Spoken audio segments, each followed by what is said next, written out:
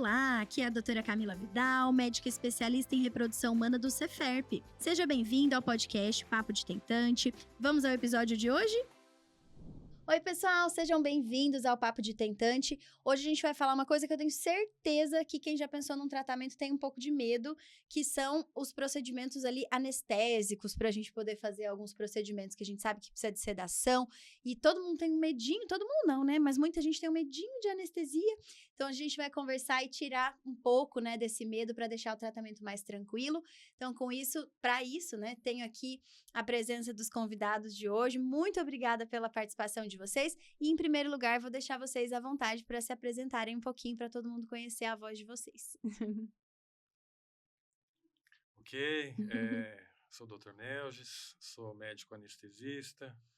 Eu fiz a minha formação aqui na Faculdade de Medicina de Ribeirão Preto da USP. Fiz residência em anestesiologia, no Hospital São Francisco, no Santa Lídia e Mater.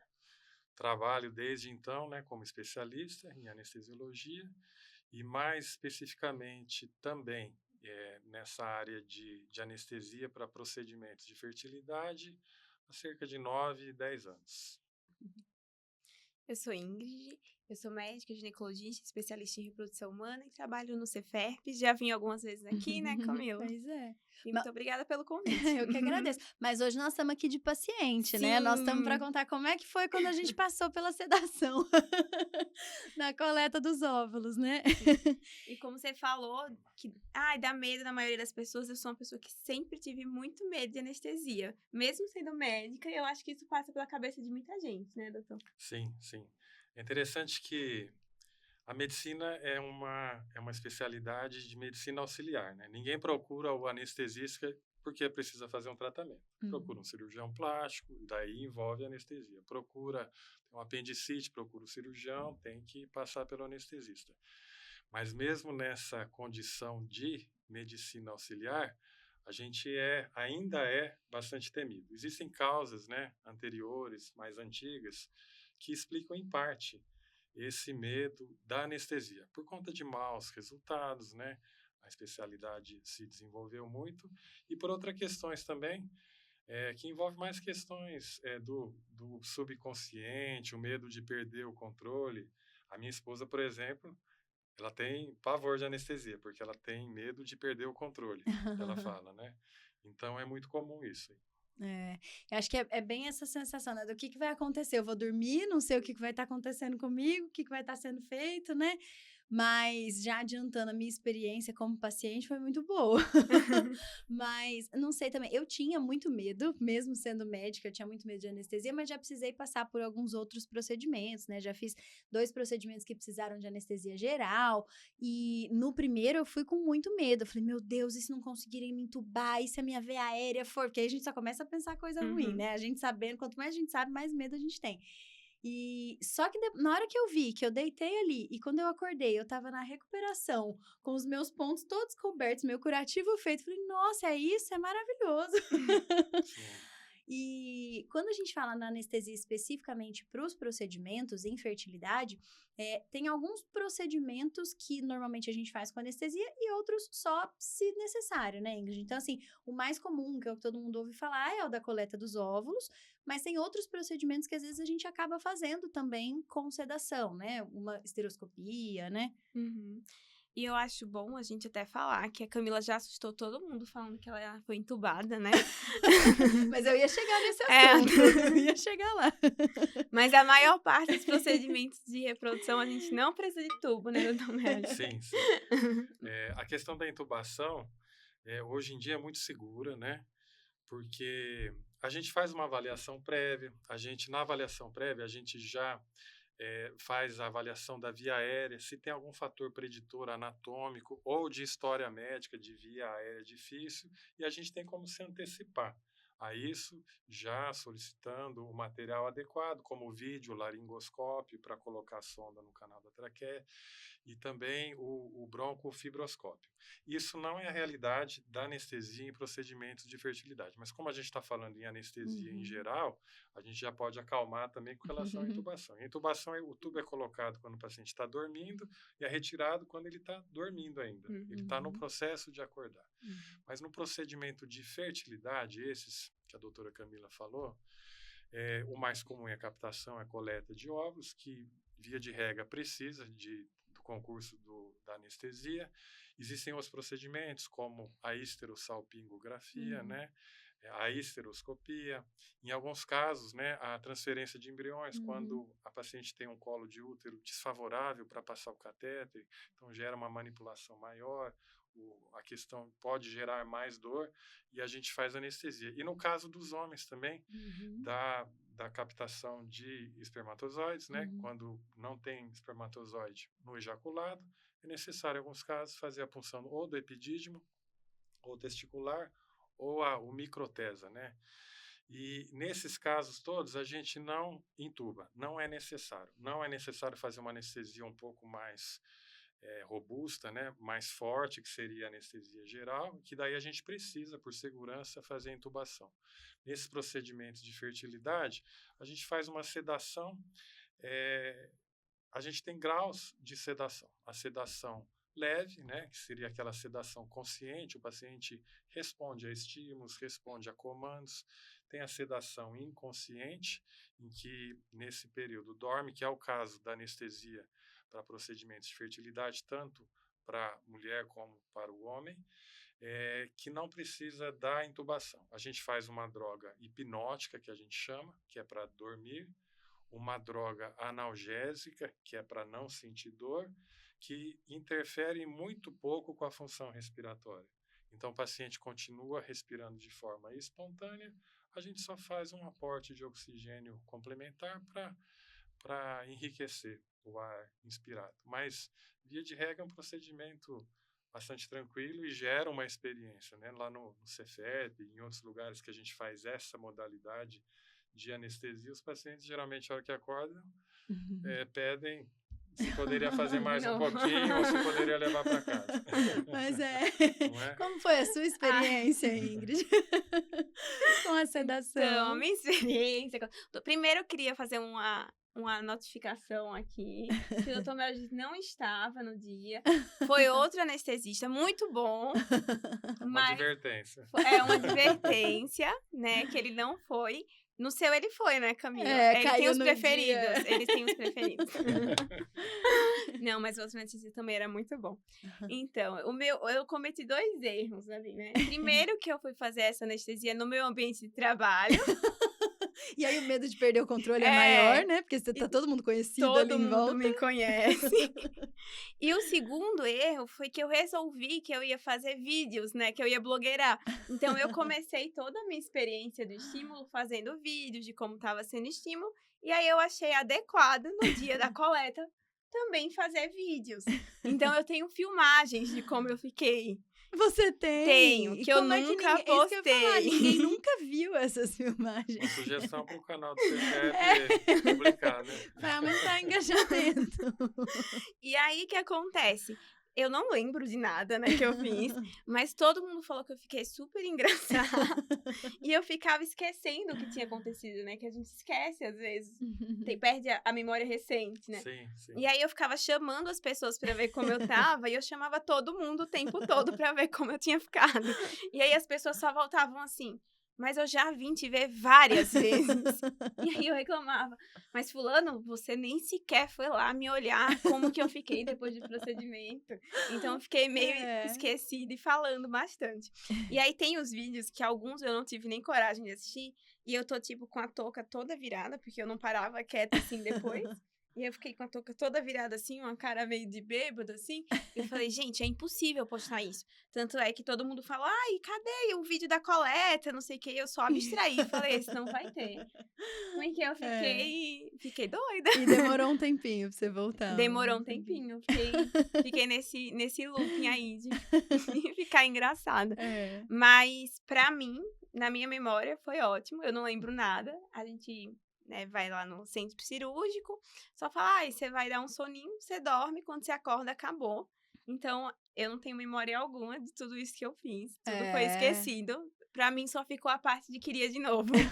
Porque a última memória é, você vai sentir um soninho, né? De repente, você acordou, já acabou. De repente, já foi, né? Já acabou. Esse relato da doutora Ingrid, Ele é mais comum na sedação que a gente usa um benzodiazepínico, que é o midazolam. Ele dá essa memória anterógrada, né? Perde um pouquinho da memória, da consciência do que falou. E geralmente ele tem esse padrão. Na maioria das pessoas tem um padrão inibitório, mas em algumas fala que causa o efeito contrário. Em mim a anestesia faz o efeito contrário. É que às vezes ativando apenas vias inibitórias, às vezes a excitatória fica mais livre, né? A gente não costuma fazer essa medicação. A gente não faz nos procedimentos de anestesia por fertilidade, mas vez ou outra as medicações que a gente usa podem dar algum grau assim dessa agitação, que você teve, mas não é a regra. A maioria é mais uma indução mesmo, vai dando um sono e depois dorme e depois acorda, né? E acaba tendo um certo efeito, não sei se é residual a palavra, né? Porque assim, o dia do procedimento a gente acaba falando para ficar um pouquinho mais em repouso, porque pode recircular um pouquinho, né? Dar um pouquinho mais de sono. Então, faz parte um pouco essas orientações do que ela pode esperar no pós-sedação também, né? Faz parte. Em relação, ainda voltando à questão, né, de que acordou um pouco agitada, essa questão de que estava de blogueira, estava preocupada que estava no ambiente de trabalho, isso aí pode mexer um pouquinho também, né, com a questão e promover isso aí. A questão das orientações é muito importante, porque é uma sedação que envolve drogas que atuam no sistema nervoso central. Então, uma questão que precisa ter um acompanhante adulto acompanhado para ir embora, né? A pessoa não pode operar um veículo, né, uma motocicleta, um automóvel. A gente pede também para não tomar decisões importantes no dia, por causa dessa questão também que afetou o sistema nervoso central. Vai vender um carro, vai comprar uma casa, deixa para o outro dia. Porque essas medicações, elas recirculam, né? A maioria delas, o efeito é muito fugaz, mas elas têm uma meia-vida de metabolização e eliminação que são feitas por conta do fígado e por conta do rim. E ainda permanecendo nesse assunto de tempo de circulação da medicação, duas coisas que eu escuto praticamente todo dia de relação a medo de anestesia tem medo de acordar durante o procedimento e tem medo de não acordar durante não acordar, né? Tem perigo de eu não acordar? Tem perigo de eu acordar. Então, de acordar não tem perigo, né? Porque a gente vai administrando anestesia de acordo com a sensibilidade da pessoa. Tem pessoa que é resistente. Muitas vezes, pessoas que já tomam medicações que atuam no sistema nervoso central, ansiolíticos, antidepressivos, muitas vezes eles são mais resistentes. E a gente aplica uma dosagem maior para que fique tudo bem. E o medo de não acordar também não ocorre, porque essa medicação que a gente faz, a hora que a gente injeta ela vai atuar via corrente sanguínea no sítio de ação, que é o sistema nervoso central, que é o cérebro. Ela causa, né, a depressão das atividades do cérebro, a pessoa dorme. E o efeito dela acaba logo em seguida por questão de redistribuição. Aquele sangue que está recirculando, que levou a droga, ele também tira a droga. Então, a pessoa já desperta por conta disso. Mesmo que depois vai ocorrendo o metabolismo, que ocorre em torno aí de 2, 3 horas, e ainda vai ter um efeito residual durante o dia. Então, não tem perigo de acordar, para quem tem medo de ficar consciente durante o procedimento. Então, não tem perigo também de não acordar, vai acordar. Até porque tem toda uma monitorização que é feita durante o procedimento, né? Então, tem alguns parâmetros que são observados e que evoluíram muito, né? Eu sei que eu tô comparando e às vezes as pacientes assustam porque eu tô falando de outro tipo de anestesia que foi quando eu fiz cirurgia, mas é só porque eu achei muito interessante o quanto isso tinha evoluído. Eu, como médica, nunca nem tinha ouvido falar. Eu fiz 2 cirurgias com anestesia geral, né? Na primeira, foi normal, assim, fizeram um sorinho ali, eu dormi, não vi nada, acordei. Dessa outra vez, quando eu fui deitar, ele colocou um negócio na minha cabeça. Se eu estiver falando alguma bobeira, o senhor me avisa também. Ele colocou e ele falou assim, olha, isso aqui vai me ajudar a monitorar seu sinal de consciência. Sim. E baseado nisso aqui também, eu vou decidir se eu preciso aprofundar mais ou não o seu plano anestésico. Eu falei, nossa, gente, de um tempo pra cá até isso evoluiu. Sim. E assim, realmente, a sensação que eu tenho, pode ser placebo, o que for, mas eu acordei mais rápido, assim. Acho que eu acordei mais cedo, porque eu me lembro de ter passado da maca, eu lembro de chegar na recuperação, coisa que na outra cirurgia eu não lembro. Eu acordei na recuperação, sei lá, minutos depois de eu chegar lá. Ou seja, evoluiu até nisso, né, esse acompanhamento. Então, as pacientes podem ficar tranquilas, né? Sim. Em procedimentos maiores, cirurgias de maior porte, anestesia geral tradicional, entubada, esse monitor que você falou, ele é relativamente novo, mas já está há uns 5, 10 anos, né? Mas a gente, na prática clínica aqui no Brasil, tem ele à disposição há uns 5 anos. É um mini eletroencefalograma que coloca um eletrodo aqui, um adesivo, um colantezinho conectado a um fio, e você tem uma síntese da atividade cerebral. Então, você vê o nível de consciência. Então, chegando naquele nível de consciência, você sabe que já está suficiente. Então, você, muitas vezes, numa situação que você não tem o monitor e você pode administrar o anestésico em excesso, por não saber o nível de atividade cerebral, você dá exatamente a quantidade suficiente para manter a hipnose, o paciente dormindo. Então, realmente, o despertar é mais rápido nessas situações.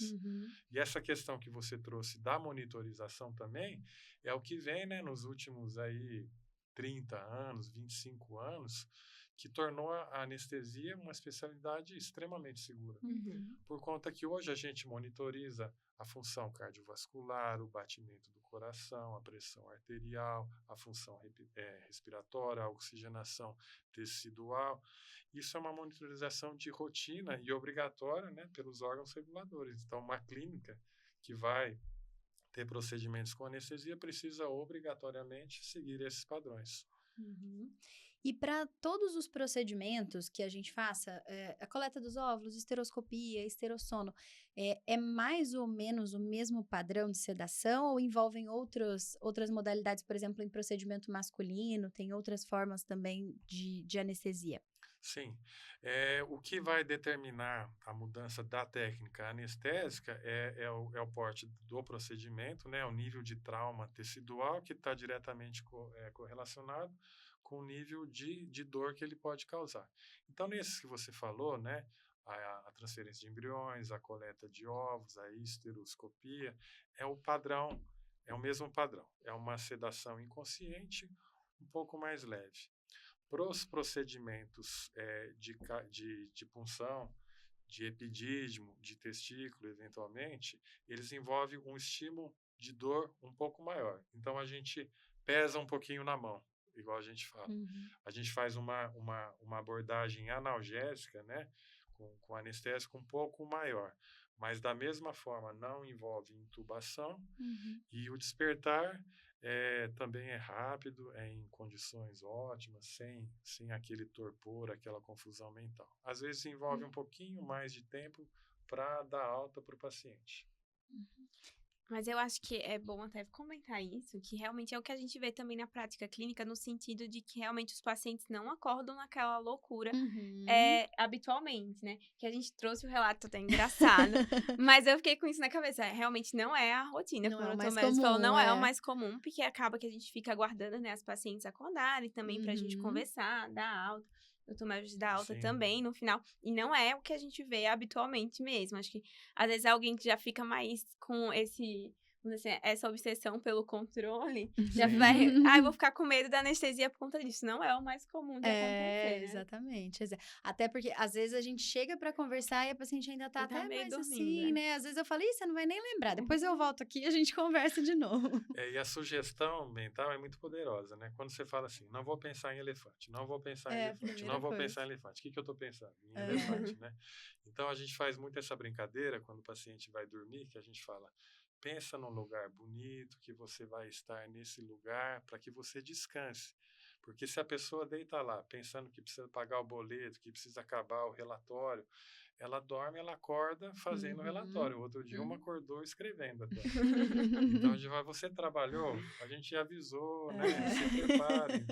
Porque a sugestão mental é muito importante também. Ou já acorda falando dos óvulos, né? Mas quantos óvulos? E os embriões? Isso é muito comum, né? Porque vai dormir, tá lá para fazer isso, né? É muito comum. Quantos deram, né? A gente fala, calma, o laboratório está fazendo o trabalho. E uma dúvida que eu vejo que é bastante comum também é por que precisa estar em jejum para fazer essas sedações, essas anestesias, né, para esses procedimentos? Sim, essa questão do jejum é tão antiga, né? Mas ainda ela é muito importante, uma das questões centrais. Por quê? Porque a questão de quando você está acordado, está com a sua função neurológica intacta, e você tem, por exemplo, um reflexo de vomitar, você tem reflexos protetores da via aérea, né? Você fecha o canal brônquico, né, da traqueia, você protege a via aérea e para que saia, né, para que você vomite. Quando a gente tira a consciência no processo de sedação, o paciente perde esse reflexo de proteção da via aérea, né? Então, se tiver com o estômago cheio, nesse período pode ter uma questão de um vômito mesmo, do reflexo do vômito, ou pode ter até um refluxo passivamente de um conteúdo gástrico que não vai encontrar a proteção da via aérea e vai atingir a via aérea por conta da respiração.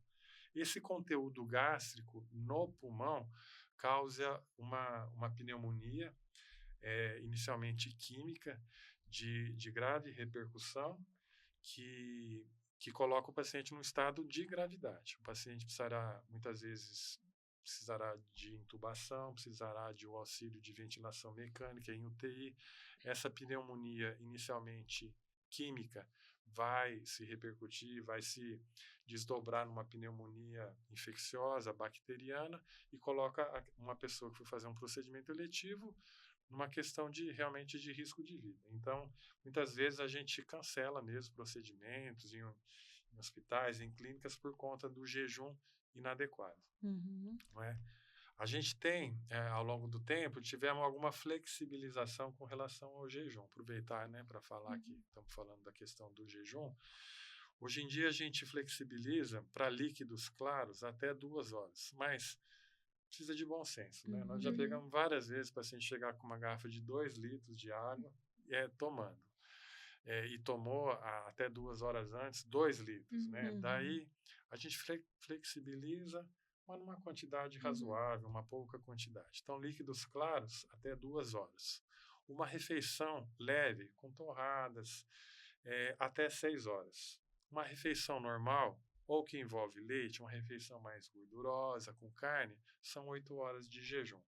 E aqui eu abro mais um desdobramento com relação a uma indicação que está muito em voga hoje, que são aquelas canetas emagrecedoras, né? No caso, por exemplo, do Ozempic.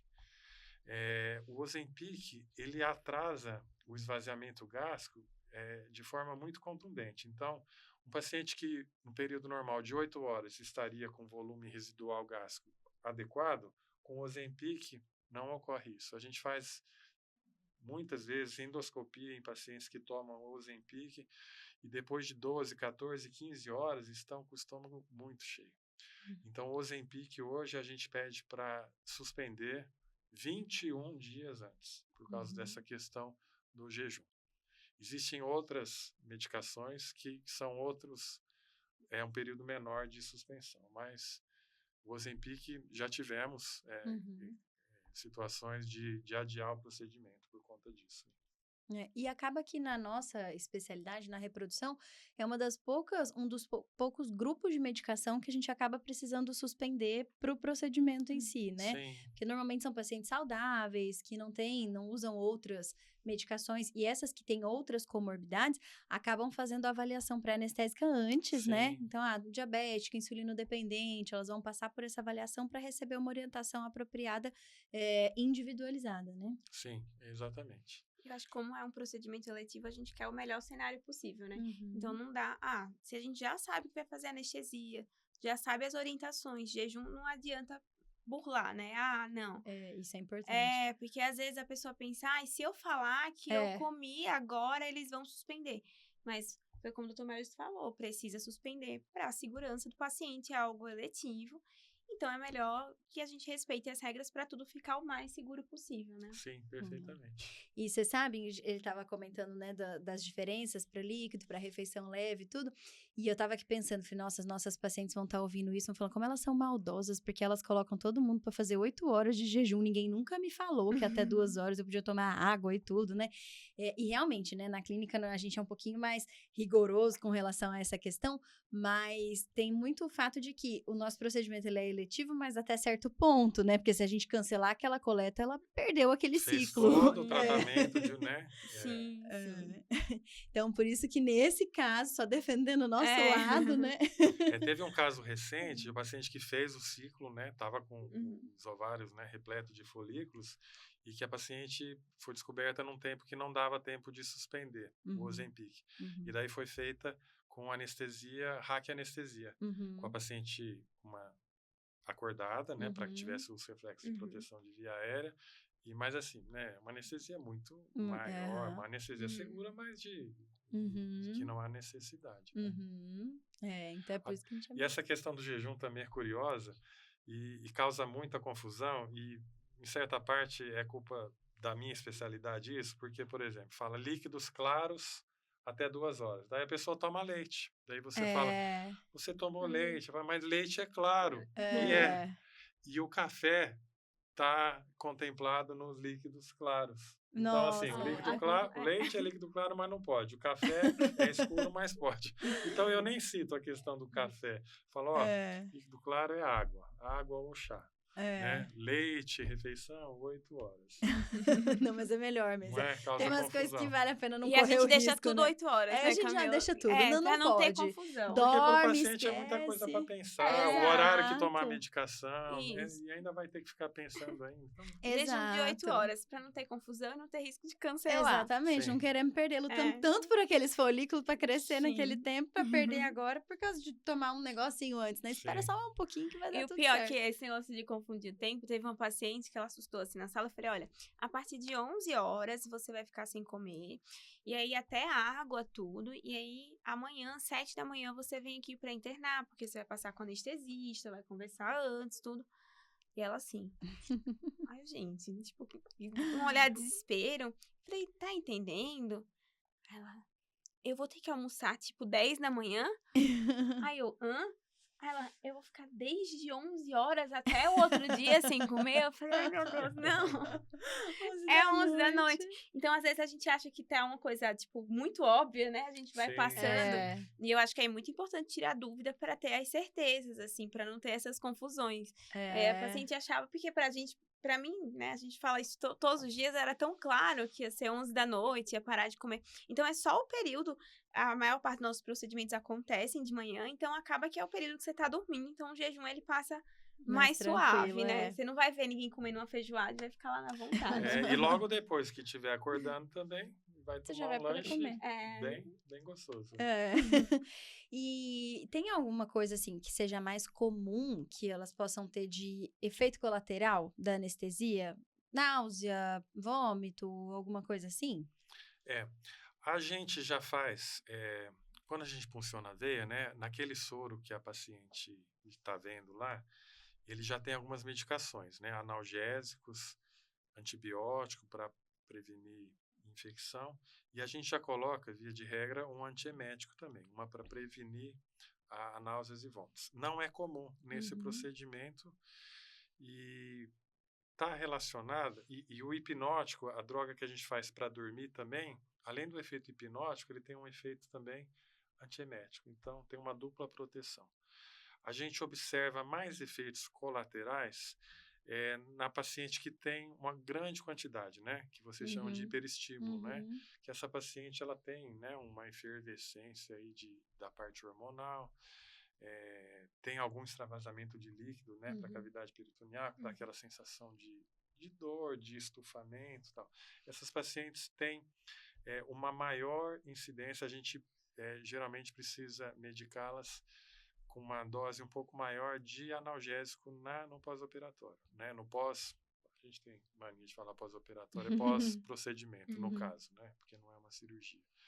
Mas as pacientes vão embora todas bem controladas Enquanto não estiver bem controlada, a gente não dá alta, né? É avaliada pela enfermagem e pelo anestesista também. E existe alguma tendência? Então, por exemplo, a Ingrid comentou que ela acordou mais agitada e tudo mais. E às vezes eu vejo isso porque tem pacientes que às vezes falam, nossa, não, eu não posso com anestesia, eu passo muito mal, eu sinto muito enjoo. Ou então, tive uma paciente que falou, não, eu tenho muita hipotermia, eu não consegui ir embora.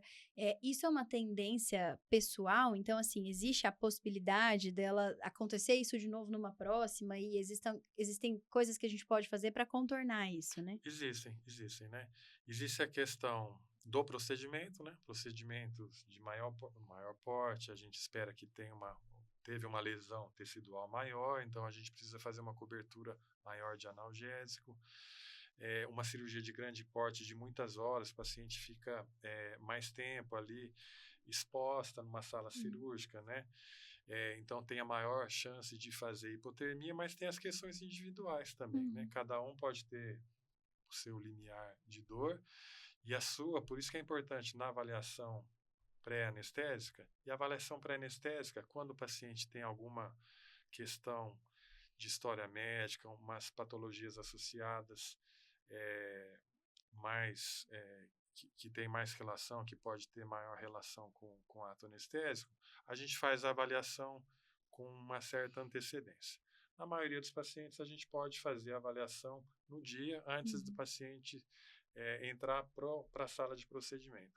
Então, nesse momento, a gente faz uma anamnese, perguntando das patologias associadas, comorbidades, se tem hipertensão, se tem diabetes, se toma alguma medicação, se tem alergias. Alergia, acho que a gente pergunta desde a consulta de vocês, acho que incontáveis vezes, né?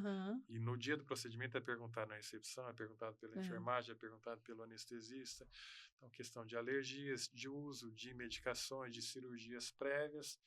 Nas experiências prévias, quando se for pertinente, se houve alguma complicação, se houve algum efeito colateral, eu vomitei muito, eu tive dor de cabeça, a gente pode tentar contornar a técnica anestésica para evitar que isso aconteça novamente.